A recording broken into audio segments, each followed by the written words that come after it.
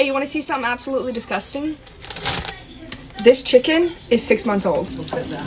Is it petrified, alien? Lee said what were in it. Didn't he yesterday? You knew exactly what were in it. If you live in America, tell me this normal. What is happening to our food? It tastes like artificial bullshit. And the texture is wrong. It still looks like food, but the taste, the texture, even the way our bodies react to it are starting to make people feel like something is not right.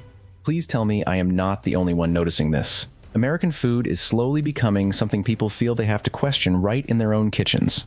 Recent outbreaks have made thousands of people sick, sent hundreds to the hospital, and even caused deaths. So has our food really become fake, or are we just changing it so much that it no longer feels like what Americans used to call food? Today we are going to expose what is really happening to American food, why more and more people no longer trust it the way they used to, and how shoppers can take back more control. Watch this video now because you may finally understand why Americans seem to be getting sicker and dealing with more health problems than ever. When did American food start getting this weird? Maybe America has never faced a contradiction this strange before. Grocery stores are still packed with food, but more and more people are looking at familiar things in their own kitchens and asking themselves, when did it become like this? Look at this woman. You gotta bend it. Potato last night. And it wasn't hollow. Disgusting. Banana is not supposed to bend that far. Bro, this shit don't melt, but instead it just turned black. Guys, I don't think chocolate's supposed to look like Potatoes, bananas, chocolate. These are all things you can find in millions of kitchens, but she keeps breaking them open, looking again, trying one more time, and asking what is going on. In the past, most of us never thought we needed to do that. You bought something familiar because you already knew what it was, what it would taste like, and how to use it. You brought it home, cooked it, ate it, and that was the end of the story. Now it is different. If one thing looks strange, you can brush it off, but if this time it is fruit, next time it is bread, and then something else makes you stop and look twice, the way you shop for food starts to change too. You remember which products disappointed you before. You look more carefully before putting something in your cart. Something that used to take only a few seconds to choose now makes you stop and think a little longer. And some people have taken that suspicion straight to the kitchen sink. This man saw videos on TikTok where people were testing bread, so he grabbed a loaf from his own house and tried it himself. So, I seen on TikTok the whole bread thing where you wet it, which I tried it. This is Sara Lee honey wheat. And it's basically... He soaked the slice, squeezed it in his hand, and said it was almost like a sponge. Then he asked, what are they putting in our bread? I understand why that question came out. Bread is supposed to be so simple that nobody wants to think too much about it. Take it out of the bag, put it in the toaster, make a sandwich, and eat it. But when even a slice of bread makes someone run it underwater, squeeze it in their hand, and then go online to see whether other people are noticing the same thing, the next shopping trip is probably going to feel different. You might still choose the same brand, but this time you turn the package over. You spend more time looking at the ingredients. You check the expiration date. If you see a name you do not understand, you pull out your phone and look it up. Something that used to be very simple starts requiring a little more caution. America has made food incredibly convenient. Food can travel farther, stay on shelves longer, keep a more consistent shape, and be available all year long. For a busy family, those are real benefits. Nobody wants to run to the store every morning just to buy fresh bread or wait for the right season to get the fruit they want.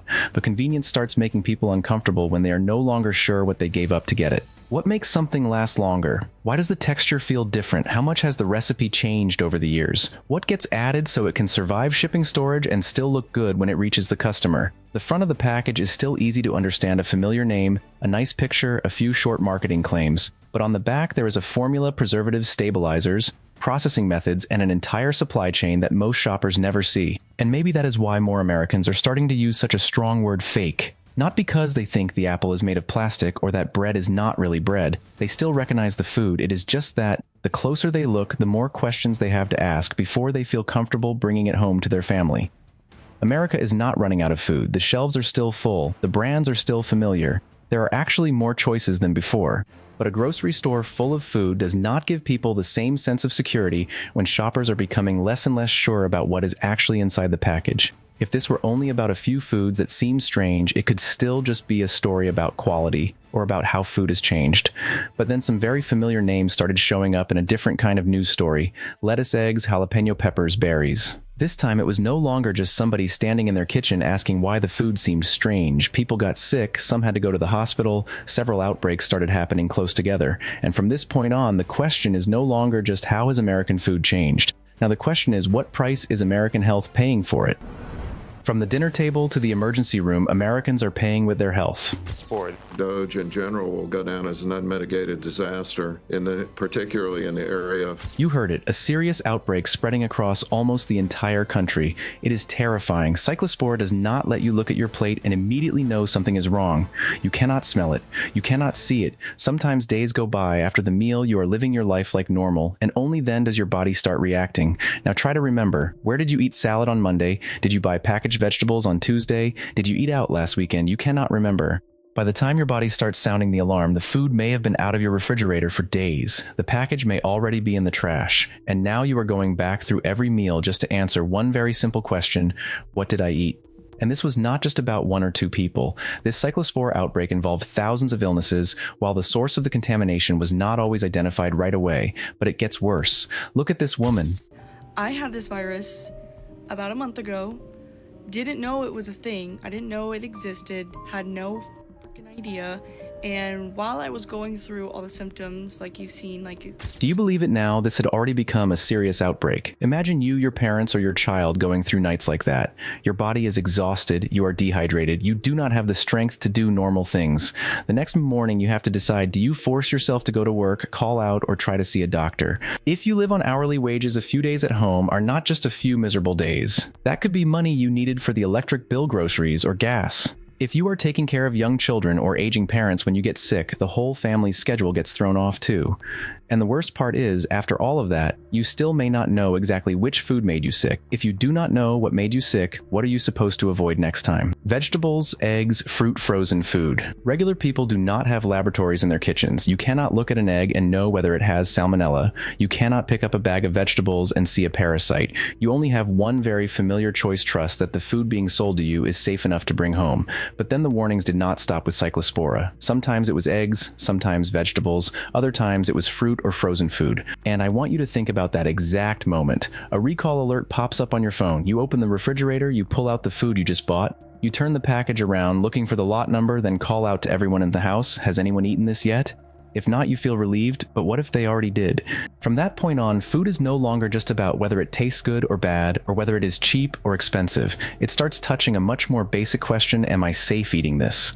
But outbreaks are still the kind of consequence that hits fast. You are healthy, and then you are sick. There is another problem that moves much more slowly. Your weight goes up year after year. Your blood sugar gets worse, your blood pressure starts climbing, more medications start showing up in the drawer. At some point, America reached a point where more than 4 out of every 10 adults were living with obesity. I do not accept the simple explanation that tens of millions of people somehow became lazy or lost their willpower at the same time. If the problem is that big, I want to look at the environment they have to eat in every single day.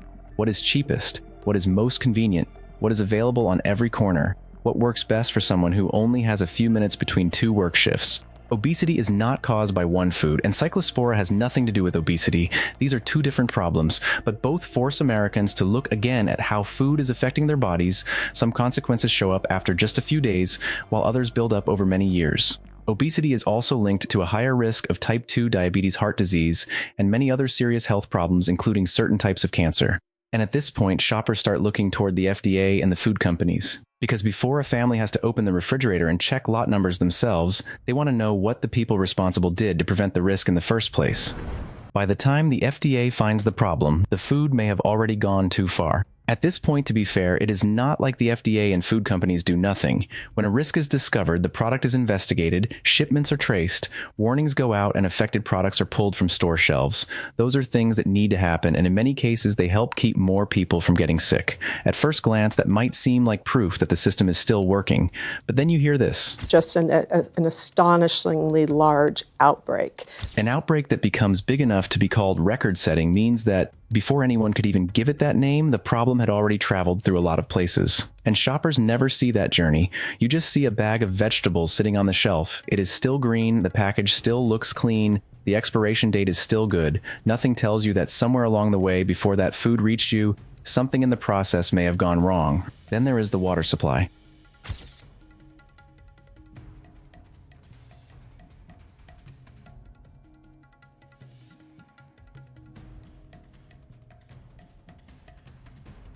If water used early in the process becomes contaminated and nobody catches it in time, the problem does not stop at the farm. It can travel with that same product to the packing facility, onto a truck through a distribution warehouse, and then show up in a store hundreds of miles away. Suddenly, a mistake that happened far away from your kitchen can end up right there in your dinner. That is why the FDA, the CDC, and food inspection systems exist in the first place. Shoppers cannot test every egg or every bag of vegetables before putting it in the cart. They have to trust that someone already did that work for them. But when you look more closely, a recall does not always give people as much peace of mind as the word itself might suggest. Because if the product gets stopped before it reaches the store, you never even have to know it existed. But when the warning comes after you already bought it, the final part of the job falls right back on you. You open the refrigerator, pull out the product check, the lot number, look at where it was sold, and ask everyone in the house if anybody has already eaten it. If nobody has, you throw it away. If somebody already did, a recall notice cannot take that meal back. I am not against recalls. In fact, I want them to happen as fast as possible. I just do not think shoppers are going to trust the system again if over and over they only find out there was a problem after the product was already inside their home. Then there is the issue of tracing where the food came from. Food today can pass through a lot of places before it reaches you. When something goes wrong, the producer has part of the information the distributor has another part. The store knows which lots were sold, and regulators have to work backward through all of it to figure out where the problem started. Meanwhile, your family does not need a diagram of the supply chain. You just want to know, is this still safe to eat tonight? And that is why a recall can prove that the system is responding, but still not be enough to make shoppers feel like the system protected them from the beginning.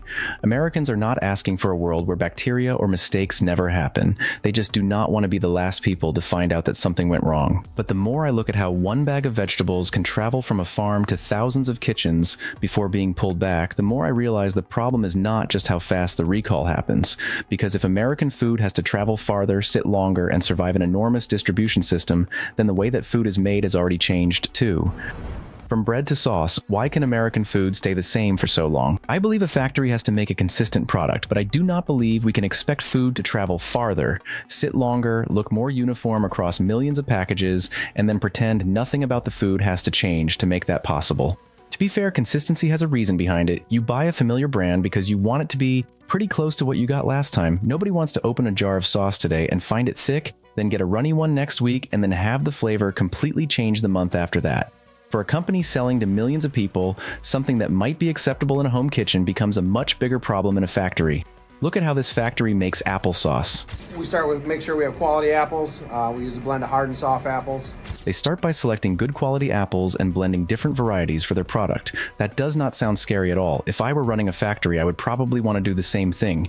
But making one good batch is not enough. They have to make the 1,000th batch close enough to the first one. A customer in Texas or Ohio has to open the lid and recognize the same thing they paid for. And that means tastes good is no longer the only requirement. The color has to stay consistent, the thickness has to stay consistent, the texture has to stay consistent, the product has to survive packaging, shipping, and time on the shelf while still being close enough to what the customer expects.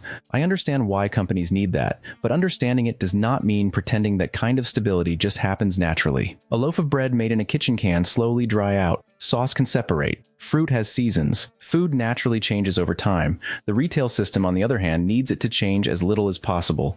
So the recipe has to become more precise. The packaging has to protect the product better. The processing has to be more tightly controlled. Some foods use preservatives to extend how long they last. Some recipes use stabilizers or emulsifiers to keep the texture consistent.